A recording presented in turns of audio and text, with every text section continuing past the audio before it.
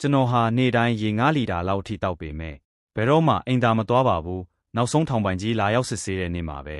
ကျွန်တော်အတွက်အခွင့်အရေးရောက်လာခဲ့ပါတယ်ကျွန်တော်ကထောင်ပိုင်ကြီးရဲ့ရှေ့တဲ့မှာတင်အန်ချပစ်လိုက်တာပါဒါကိုမြင်တဲ့ထောင်ပိုင်ကြီးကလည်းကျွန်တော်ကိုဆေးပေးခန်းစီချက်ချင်းခေါ်သွားခိုင်းပါတော့တယ်ဆရာဝန်ကစစ်ဆေးပြီးရဲ့နောက်မှာတော့ဒါဟာကာလရှည်ကြာညစ်ပတ်တဲ့အိမ်သုံးရည်တွေကိုတောက်သုံးခဲ့ရလို့ဖြစ်တာလို့ကောက်ချက်ချလိုက်ပါတယ်အဲ့ဒီအချိန်မှာကျွန်တော်ကအိမ်သာသွားခြင်းလို့မအောင်နိုင်တော့ဘူးလို့ဆရာဝန်ကိုလှမ်းပြောလိုက်တာပေါ့ဆရာဝန်ကလည်းအနားမှာရှိတဲ့အကျဉ်းသားတယောက်ကိုကျွန်တော်ကိုအိမ်သာလိုက်ဖို့ပေးဖို့တာမန်ကရှန်ကပဲလှမ်းခေါ်လိုက်ပါတယ်ဒါပေမဲ့ဆရာဝန်မသိတာက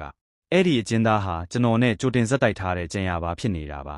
အိမ်သာထဲရောက်သွားတာနဲ့ကျွန်တော်တို့နှစ်ယောက်ဟာမျက်နှာချက်ကအကန့်တစ်ခုကိုချက်ချင်းဖွင့်လိုက်ပြီးအထဲမှာကြိုတင်ဝတ်ထားတဲ့ကုတ်တုံးကိုဆွဲထုတ်လိုက်ပါတယ်ပြီးတော့နေရံမှာတက်ဆင်ထားတဲ့လက်တော့ပို့ဝါဘူးကြီးကိုအဲ့ဒီကုတ်တုံးနဲ့အတင်းရိုက်ခွဲလိုက်တာပေါ့အဲ့ဒီဘူးရဲ့နောက်ွယ်မှာတော့ရှိုးဝက်ဦးမင်လုံကောင်းတစ်ခုရှိနေပါတယ်ကျွန်တော်တို့လုံကောင်းထဲကိုရှိုးဝင်သွားပြီးရဲ့နောက်အပြင်ကတန်ဖိုးဖုံးကိုမူလအတိုင်းပြန်ဖုံးပြီးအထောက်ထားဖျောက်လိုက်ကြပါတယ်အဲ့ဒီနောက်မှာတော့အောက်ခြေပွင့်နေတဲ့တစ်သားပြားတစ်ခုကိုယူပြီးပစ္စည်းလာပို့တဲ့ကုန်တင်ကားကြီးရဲ့အောက်ခြေမှာသွားပြီးတွဲလောင်းချိတ်ဆွဲလိုက်ပါတယ်ကားအောက်ကကျင်းမြောင်းရဲ့နေရာလေးကလူနှစ်ယောက်ပုံဖို့ကွက်တိပါပဲအဲ့ဒီတစ်သားပြားကကိတ်ဆောင်ရဲတွေကားအောက်ခြေကိုမှန်နဲ့ထိုးစစ်ဆေးတဲ့အခါကွယ်ပေးထားနိုင်တာမို့ကျွန်တော်တို့ဟာကုန်တင်ကားကြီးနဲ့အတူထောင်ပြင်ဘက်စီတန်းတန်းမတ်မတ်လွတ်မြောက်သွားပါတော့တယ်ရောက်ရမယ့်နေရာကိုရောက်တဲ့အခါမှာတော့ပြိုင်ကားတစ်စီးကကြိုတင်ဆောင်ဆိုင်လို့နေပါပြီထောင်ဖောက်တာကတော့အောင်အောင်မြင်မြင်ပြီးဆုံးသွားခဲ့ပါပြီဒါပေမဲ့ဒါဟာပထမဆုံးအဆင့်ပဲရှိပါသေးတယ်တစ်ဖက်မှာ